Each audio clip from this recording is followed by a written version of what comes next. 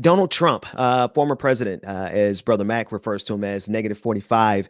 There's a tape that has been released of him defending the chant that took place on January 6th, where they chanted, "Hang Mike Pence."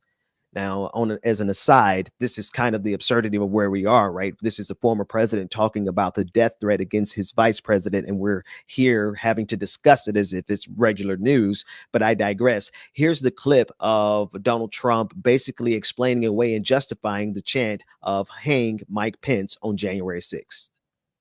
Were you worried about him during that siege? Were you worried about his safety? No, I thought he was well protected, and I had heard that he was in good shape. No, you heard those chants. That was terrible. I mean, he could have. Well, the people were very angry. They're saying, "Hang Mike Pence." Because it's common sense. How can you, if you know a vote is fraudulent, right? Yeah. How can you pass on a fraudulent vote to Congress? How can you?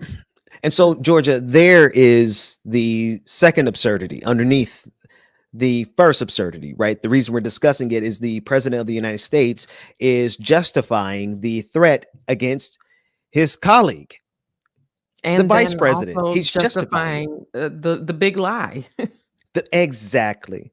The big lie at the same time. So there we have it. We're dealing with a lot at one time across this country. And I think that just puts a fine point as to how far this country goes on behalf of mediocre white men like Donald Trump.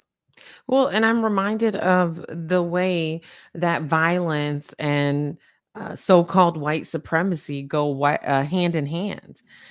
Here we're hearing from Trump the justification for people saying, "Hang Mike Pence," just as we concluded a conversation about Kyle Rittenhouse, who felt like he had the authority to go kill two people and injure another. That's right. So the level of violence that we see from people who have so much hatred in their heart, that I think is really the true danger and the thing that's most jeopardizing democracy at this point. Yeah. And that's the critical thing. We're allowing these are not the best, or rather, if this is the best that white supremacy can do, I think it's time for white supremacy to stand down. If Donald Trump is the apex, right? If Kyle Rittenhouse is your hero, then I think that you all should hang your heads in shame, because these people are really discussing this in context of our whole democracy. We're talking about trading our entire democracy for someone as mediocre as Donald Trump. That's the absurdity of the moment. Well, we will see when he runs for president again in 2024, right?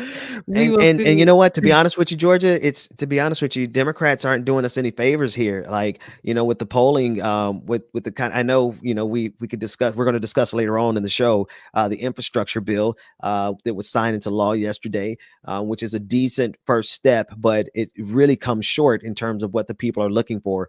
And I'm afraid that the Democrats might be giving Donald Trump everything he needs to win in 2024 or have a successful run in 2024, which is a terrifying notion. The true test of the state of America will be whether or not we reelect Donald Trump. Well, it's a terrifying notion.